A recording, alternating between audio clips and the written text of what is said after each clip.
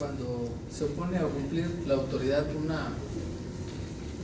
en el pago de rentas que estaba diciendo usted, pensando que llegó a sentencia y sigue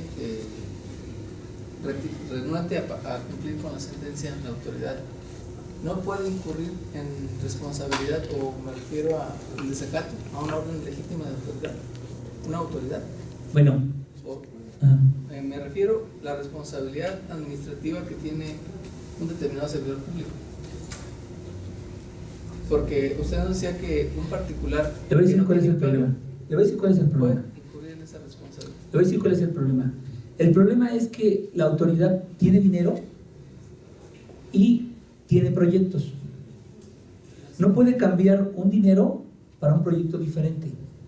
Tiene que ejercerlo para el proyecto que se hizo. Eso es lo que debería de existir siempre, ¿no?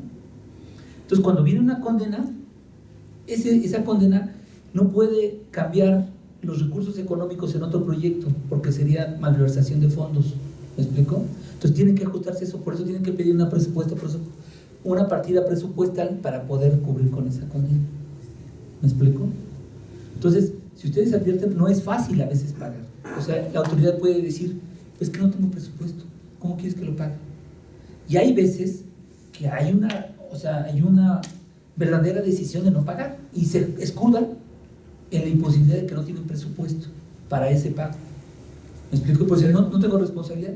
Pero cuando van tramitando el juicio de amparo, ya van tramitando el juicio de amparo, quiere decir que ya siguieron un juicio con una sentencia que causó ejecutoria.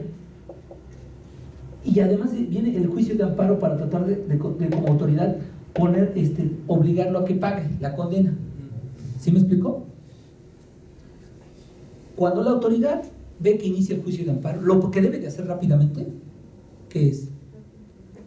Pues tratar de acelerar el procedimiento para obtener una partida presupuestal que le ayude a pagar esto. Pero muchas veces lo dejan para el siguiente. Vamos a chicanear el asunto para que le toque al que viene. Es como el caso del delegado de Luciano Carranza. O sea, ese delegado lo que debió haber hecho es acelerar todo cuando ya estaba iniciado el juicio de amparo, porque sabía que tenía que dar cumplimiento. Pero hay muchos que dicen, no me pasa nada. Con este ejemplo que usted dijo, déjeme decirle que muchos delegados ya le van a poner o el acelerador a pagar y a cumplir con todas las sentencias cuando son materia de un juicio de amparo, porque le va a pasar lo que pasó al otro. ¿Me explico? No fue una cuestión política, fue o sea, tuvieron mucho tiempo. Si vemos, por eso le están reclamando, le están diciendo que la responsabilidad va en contra de su antecesor, porque no querían cumplir. O sea, es rebeldía. ¿Sí me explicó? ¿Qué otra cosa? ¿Qué otro comentario? ¿No? Bueno, cuando yo veo que soy competente, yo les decía que un presupuesto procesal también era la existencia del acto reclamado, ¿no? Cuando yo soy competente por cuestión de territorio, materia y vía, cuando existe el acto reclamado, cuando no hay ninguna causal de improcedencia, yo me tengo que ir al fondo del asunto. Y en el estudio del fondo de los conceptos de violación es ahí donde nos quedamos. ¿Estamos? Yo les decía que una de las formas para argumentar es utilizando el silogismo jurídico, ¿no? Decíamos que premisa mayor, premisa menor y conclusión. ¿De acuerdo? Les traje un material, a ver si mueven un poco la cámara para acá. El ejemplo que les decía, dice ahí, se tiene por recibido el oficio asignado por la superioridad al que adjunta el documento referido, ajuste este recibo e infórmese que con fundamento en el artículo 35 y 45 se aboca el conocimiento. O sea, aquí se trata de que lo enviaron como un amparo directo y ya lo corrigen y el colegiado dice es de amparo directo. Viste la demanda promovido por tal, contra tales autoridades, formes expediente impreso, electrónico y registres en el libro de gobierno.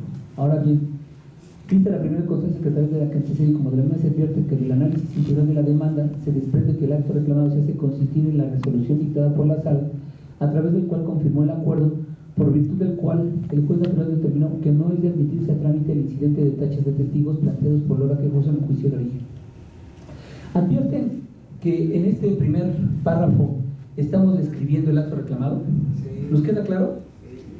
Si yo hubiera dicho, es la resolución de la sala que dictó el 5 de enero del 2017 en el expediente tal de promovido por fulano por sultano, y lo dejo ahí, ¿saben el contenido de la resolución?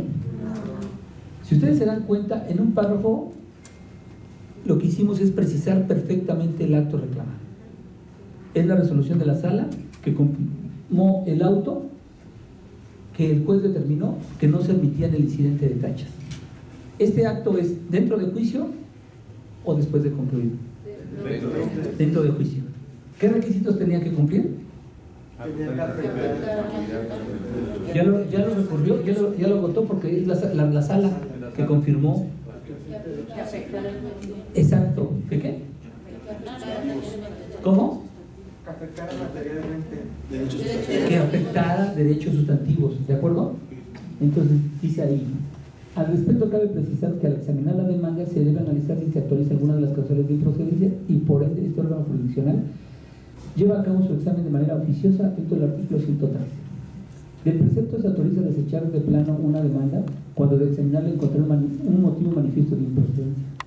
En relación con ello, diversos tribunales se han pronunciado en el sentido que lo manifiesto se da cuando el motivo de improcedencia se advierte en forma patente, clara, de la lectura del examen y de los documentos que se anexan, en tanto que lo indudable resulta de que se tenga la certidumbre y plena convicción de que la causa de improcedencia que se trate es operante en el caso concreto, de tal modo que aún en el supuesto de que se admitiera la demanda y se sustanciara el procedimiento, no resultaría factible formarse una convicción diversa independientemente de los elementos que eventualmente pudiera allegar las partes. ¿Qué es lo que hicimos?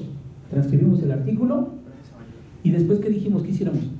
Una interpretación, ¿de acuerdo? Hicimos una interpretación de lo que dice el 113.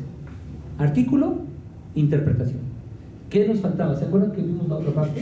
Dice, en otras palabras, el motivo manifiesto y indudable debe ser claro, sin lugar a dudas, evidente por sí mismo, y que surja sin obstáculo de la vista del juzgador y que no puede ser desvirtuado por un medio de prueba de juicio. ¿Qué faltó aquí? La regla.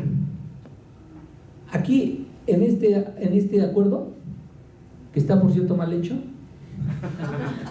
faltó, ya está el artículo, está la conclusión y la regla. ¿Cuál es nuestra regla? Si advertimos un motivo de manifiesto de improcedencia, debe desecharse. Hasta ahí nos faltó un parrafito, ¿de acuerdo? Después dice, por su parte, el artículo 61 de la Ley de Amparo en lo que interesa establece. Artículo 61 en los demás casos. Igualmente el artículo 105, fracción quinta, contratos en juicio que sean de imposible reparación, entendiéndose aquellos que afecten materialmente derechos sustantivos. Ya está el artículo y ahora comenzamos a hacer la interpretación. De los artículos transcritos se desprende que tratándose de actos emitidos dentro del juicio, el amparo directo solo procede con contratos que tienen efectos que sean de imposible reparación, es decir, si sus consecuencias son susceptibles de afectar inmediatamente algunos de los derechos sustantivos que tutelen la Constitución o los tratados, porque esa afectación o sus efectos no se destruyen enfáticamente con el solo hecho de quien sufre obtener una sentencia favorable a sus pretensiones. En cambio, los actos en juicio de ejecución reparable, respecto a los cuales no procede el juicio de amparo directo, no toca por sí estos valores, sino que se produce la posibilidad que ello pueda ocurrir al resolverse la controversia en la medida que influyan para que sea adverso a los intereses del agraviado. Actos que solo afectan derechos adjetivos o procesales, que solo producen efectos de carácter formal interprocesal e inciden en las posiciones que van tomando las partes dentro del procedimiento con vista a obtener un fallo favorable, por lo que cuando se logra este objetivo primordial, tales actos o sus consecuencias se extinguen en la realidad de los hechos sin haber originado algunos de los derechos fundamentales del gobernado y sin dejar ninguna huella en su esfera jurídica. De ahí que respecto de ellos, el amparo distancial es improcedente y tal acto se puede imputar como una violación del procedimiento reclamado en amparo directo, que en su caso se promueva contra la sentencia definitiva hecha valer por la parte que resulte. Se dan cuenta que también aquí está el artículo y su interpretación, pero le falta también la parte, la regla. Exacto. Si se trata de un acto procesal dentro del juicio que no afecta a derechos sustantivos, es improcedente el juicio de amparo, ¿de acuerdo? Le faltó la regla. Vamos a la siguiente. En la especie de la demanda de garantía se advierte que el acto reclamado se hizo consistir en la resolución de la sala que confirmó el acuerdo que determinó que no era admitirse el incidente de detalle. Entonces, ya está la premisa mayor, la premisa menor y ahora la conclusión. Entonces se concluye que la relación reclamada es un acto dentro del juicio, que no tiene por el momento como efecto sobre la quinta cosa que sea imposible reparación, ya que no afecta un derecho sustantivo tutelado por la Constitución y los tratados. Requisito indispensable para la procedencia del juicio distancial, pues la única consecuencia jurídica que produce es la que se continúe con la tramitación del procedimiento, y la afectación solo puede darse a derechos adquisitivos o procesales que solo producen efectos de carácter formal e interprocesal. En todo caso, incide en las posiciones que va tomando el solicitante de amparo como una de las partes dentro del procedimiento natural con vista a obtener un fallo favorable, por lo que cuando se logra este objetivo primordial, tales efectos o sus consecuencias se extinguen la realidad de los hechos, y de no ser así, el acto reclamado podría constituir una violación procesal que podría reclamarse en amparo directo. ¿Vieron la conclusión?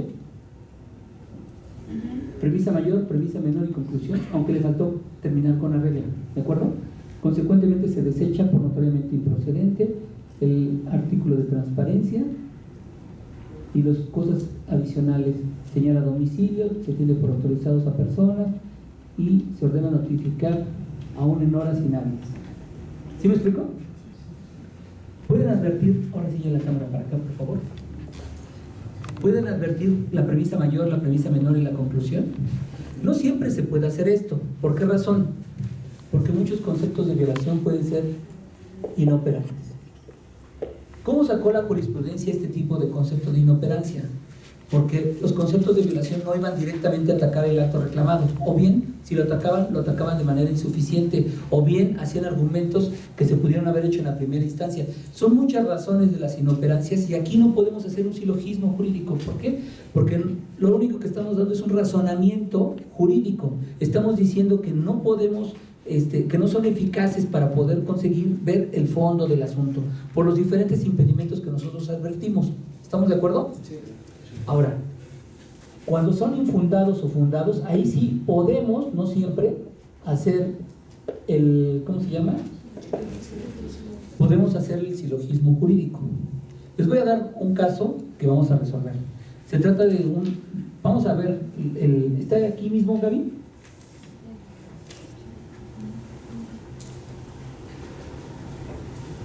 A ver, ponme el otro archivo.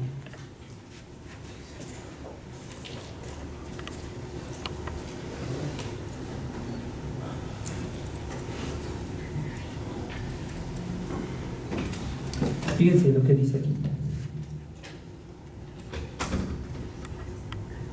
Aquí vienen a impugnar un artículo de la ley, y contestando primero a la pregunta que me hizo el licenciado.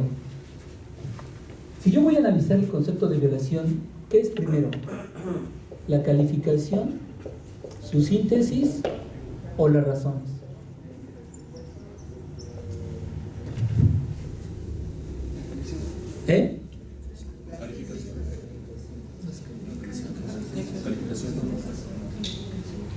Déjenme decirles que a mi modo de ver primero va la síntesis. Vamos a poner en síntesis cuál es el argumento que está exponiendo el quejoso, ¿de acuerdo? Y después calificamos y después damos las razones. ¿Por qué lo califico antes de las razones? Si yo, por ejemplo, les digo, vamos a ver la Liga de la Justicia, ¿no? Vamos a ver una película, la Liga de la Justicia. Jamás se les ocurriría que fuéramos a ver una comedia amorosa, ¿o sí? No. O sea, cuando ya uno da la calificación debemos de ubicarnos. Si yo les digo, vamos a ver una película del Jefe en Pañales, ¿creen ustedes que van a ver una película de 3X?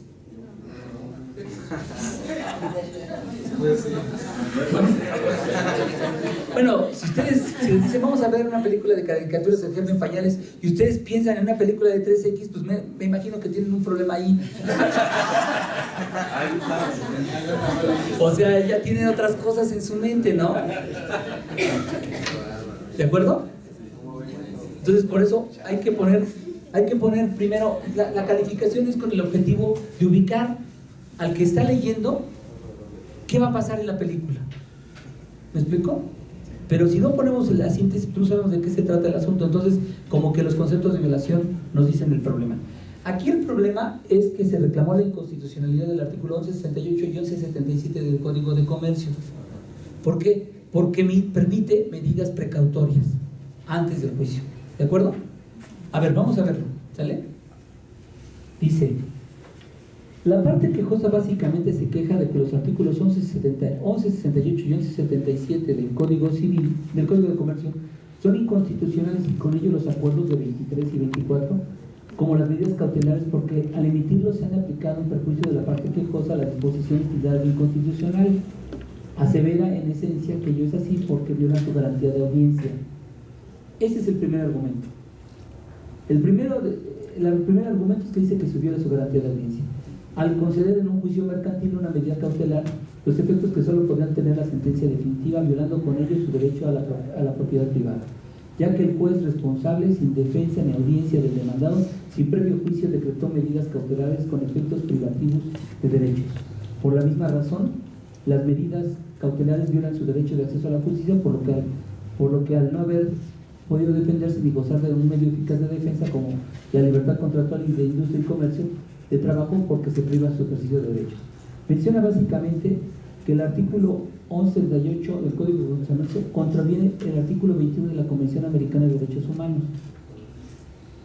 respecto a la propiedad privada, según el cual cada persona tiene derecho al uso y goce de sus bienes, por lo que continúa señalando si las medidas cautelares privan de los efectos y consecuencias de sus derechos de propiedad a una persona contrarias a ese derecho. Que los artículos que se fijan inconstitucionales no prevén el hecho de que aún con el pago de una garantía se puede afectar de manera permanente derechos del afectado en las medidas cautelares, como ocurre en el presente caso. Expone medularmente que, si bien es cierto el artículo 21 de la Convención permite la sujeción de la propiedad privada al interés social, es de tomarse en cuenta que la medida precautoria siempre habrá de dictarse para proteger un interés particular, por lo que el supuesto de la excepción para limitar el uso y goce de la propiedad no se actualiza en el caso concreto. Finalmente, sostiene básicamente que el remoto caso de que se considere que los actos reclamados son legales, por la posibilidad de exigir una contragarantía, entonces los artículos citados son inconstitucionales por colocar al afectado en estado de indefensión y negarle un exceso efectivo de impartición de justicia, adelantando indica el efecto privativo de derechos que solo podrá tener la sentencia definitiva previa juicio. ¿Qué podemos decir? Esos argumentos son infundados. A ver, ahora sí. Pregunta. Vamos a elaborarlo. ¿No podremos, si decimos estos argumentos son infundados, lo estamos calificando? Sí. Se escucharía mejor si dijéramos: después del estudio y análisis de los conceptos antes sintetizados, se llega a la conclusión de que los mismos resultan infundados. ¿Cómo les gusta? ¿Sí o la primera? La segunda. La segunda, porque no lo está haciendo de manera dogmática. ¿Me explico? Ahí lo estamos haciendo de manera dogmática. Por mis pantalones digo que son infundados. No, espérame, no son por sus pantalones. Después del estudio de los conceptos de violación de manera sistemática, se arriba a la conclusión de que son infundados según se desprende de las siguientes consideraciones. ¿No? ¿Estamos de acuerdo? Ya estamos diciendo que no es dogmático, sino que no es porque yo quiera, sino porque ¿qué? A ver, cuénteme. No es dogmático, porque le está dando una explicación de por qué calificar esos conceptos como... Exacto. Dependiendo del estudio. Exacto. De la ciencia. Exacto. Muy bien. Aquí lo que tenemos que pasar, ya tenemos la síntesis, nuestra calificación, y vamos a comenzar a darle razones. Si se dan cuenta, uno de los artículos que están impugnando es el artículo 14 constitucional y el artículo 21 de la Convención Americana. Pregunta: si no es el caso, pero si afectara el artículo 21, ¿sería el artículo inconstitucional o inconvencional? Inconstitucional. A ver, ¿quiénes votan que sería inconvencional? 1, 2, 3. ¿Se lo repito? A ver. Ya vieron que dentro de la síntesis dijo que los actos reclamados violaban el artículo 21 de la Convención Interamericana de Derechos Humanos. Supongamos que ustedes llegaran a la conclusión de que ese artículo efectivamente violara el artículo 21 de la Convención Americana. declararía que ese artículo es inconstitucional o inconvencional.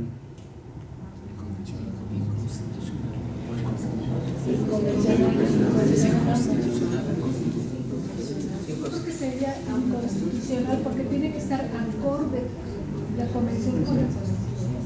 Ajá. Y si arribamos a la conclusión de que sí viola el tratado, por tanto también está violando la Constitución, entonces es inconstitucional. Es inconstitucional. ¿Se acuerdan de la relación que dijimos que antes decíamos que se violaba la legalidad y por tanto la constitucionalidad? Sí. ¿Aquí podremos hacer el mismo ejercicio? Sí. Sí. ¿Sí? Entonces, ¿es inconvencional o inconstitucional? Inconstitucional. Fíjense, vamos a leer el artículo.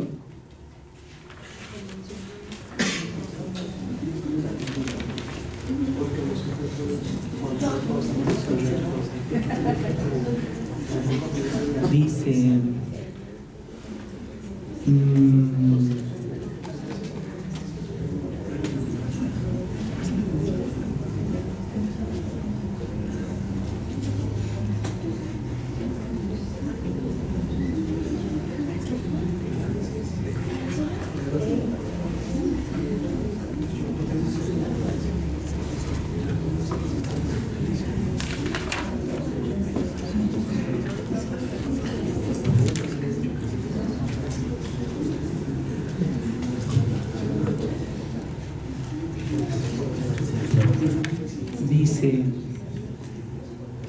bueno, a ver, dice el artículo primero de la Ley de Amparo.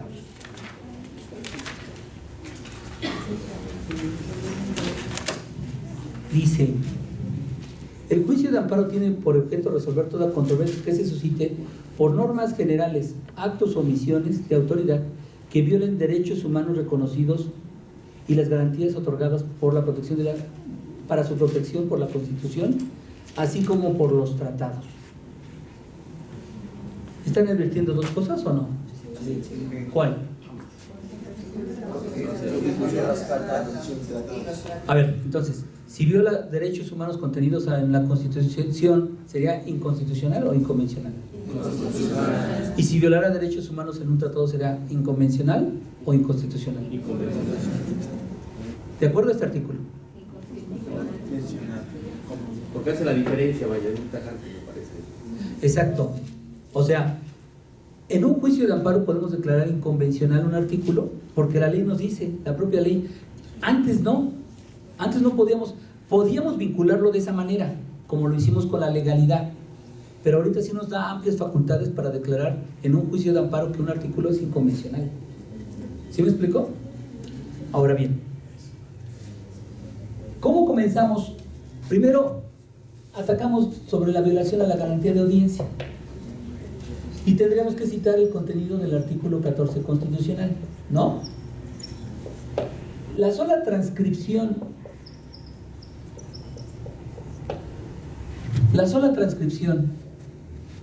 ¿es suficiente para argumentar? No. Entonces tendremos que hacer una interpretación, ¿no? Y entonces decimos, a ver, dice, nadie puede ser privado de su propiedad y posesiones si no se cumplen las formalidades esenciales del procedimiento. Tendríamos primero que explicar en su interpretación qué significa un acto privativo. Porque dice ahí, nadie puede ser privado. Si ustedes se acuerdan, la diferencia con un acto de privativo y de molestia no solamente es porque el acto privativo está previsto en el artículo 14 constitucional.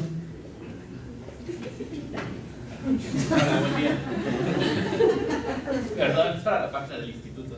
Ah, bueno. Estoy bien colocada. Ahora sí, el mejor pause. Está bien. El artículo 16 constitucional establece que los actos de molestia. Y los actos de molestia no exigen que sea previo juicio, ¿de acuerdo? Y si nadie puede ser privado de su propiedad o posesiones o derechos, sino mediante juicio, en el que se cumplen las formalidades esenciales del procedimiento. ¿Qué quiere decir? Que yo tengo que decir que antes de que venga el acto privativo tengo que seguirle todo un proceso, todo un juicio en el que se sigan las formalidades esenciales del procedimiento. ¿De acuerdo? ¿Sí me explico o no me explico? Lo tengo que diferenciar con los actos de molestia. ¿Por qué razón? Porque él me podría decir que está siendo privado de su posesión. ¿De acuerdo? Él dice, con las medidas precautorias me estás privando de mi posesión. Entonces yo le tengo que decir a él la diferencia entre actos privativos y actos de molestia. ¿Por qué razón?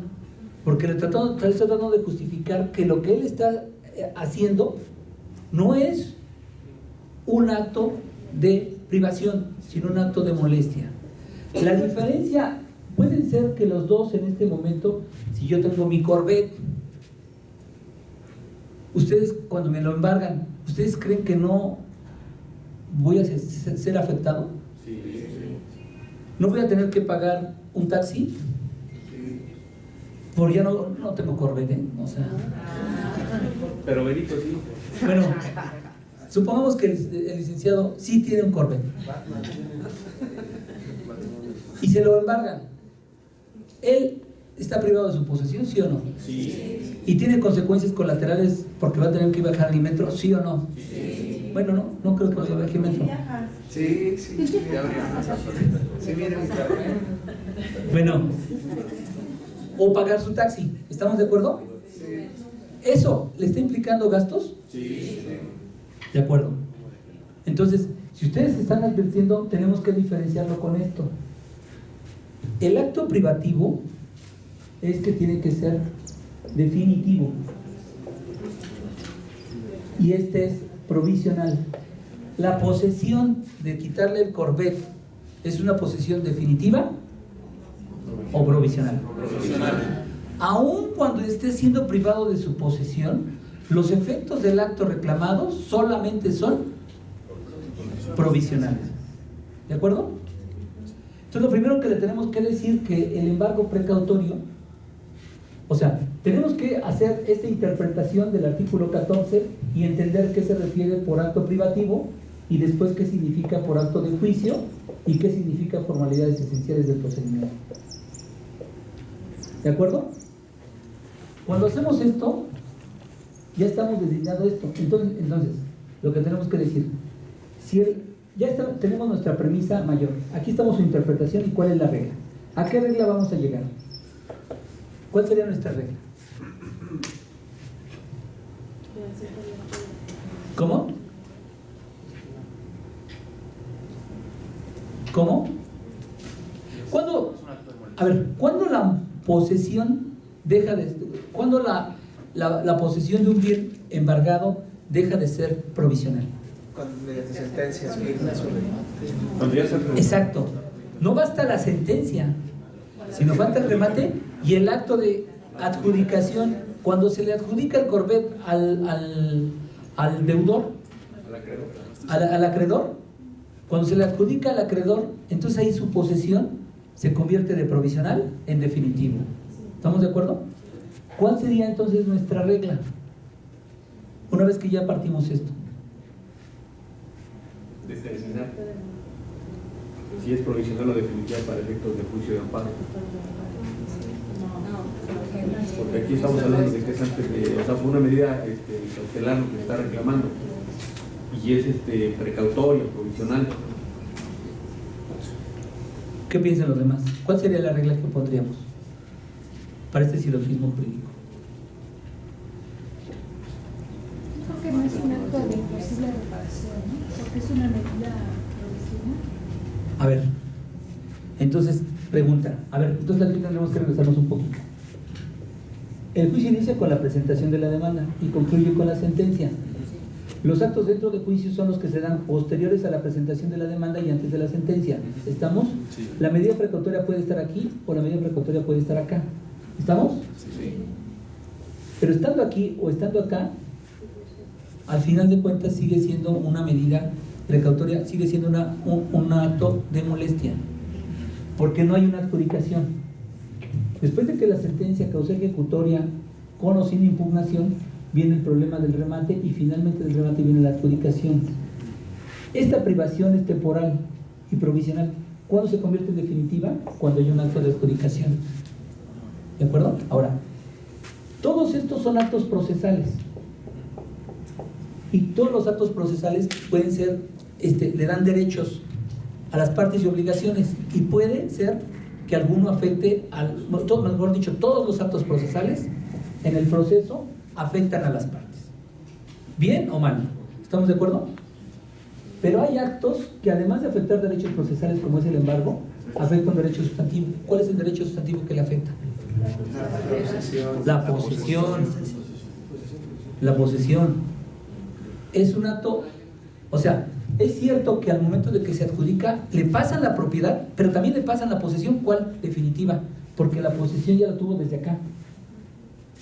¿Sí me explico o no me explico? ¿Sí vamos entendiendo o no lo vamos entendiendo? Sí. A ver, entonces, ¿cuál es mi regla respecto de esto? Entonces yo digo, si una norma general determina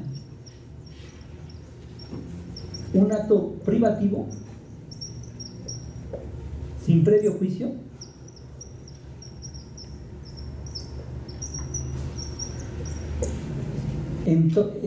si una norma general determina que un acto privativo sin previo juicio, entonces estamos en presencia de una norma general inconstitucional. Por el contrario, si una norma general determina acto de molestia, solo acto de molestia, sin previo juicio, es constitucional. Esa norma general es constitucional. ¿Sí me explico? No quisiera complicarlos, pero se los complico un poco. Se van a hacer más bolas. ¿Los complico un poco? Sí. Conste. ¿Se acuerdan del modus ponens? Mejor no. ¿Y del modus tollens? ¿Sí o no? Sí. En lógica jurídica. ¿Sí lo vieron? Si P, entonces Q. No P, no Q. Es lo que estamos haciendo acá. ¿De acuerdo? ¿Sí o no? Sí. Si la regla general determina que el acto privativo sea sin previo juicio, esta norma general es inconstitucional. Si la norma determina que el acto es solamente un acto de molestia sin previo juicio, esto es una norma general constitucional. ¿Por qué razón? Porque solamente los actos privativos se exige el previo juicio.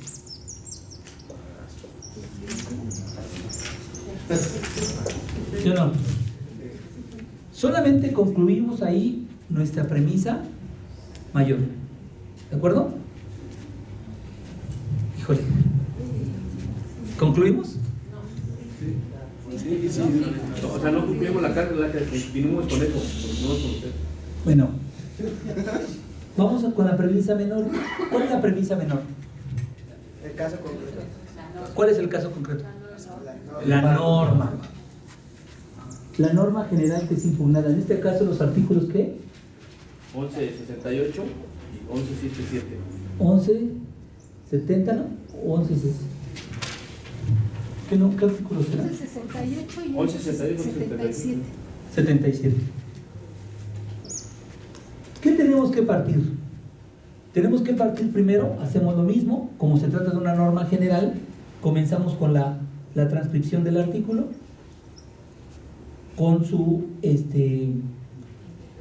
interpretación, y vamos a concluir con una regla. No es la conclusión, no estamos llegando a la conclusión si es constitucional o es inconstitucional. ¿Alguien tiene el artículo, el código de comercio? ¿No? Bueno, entonces no se pierdan la próxima clase para concluir este silencio.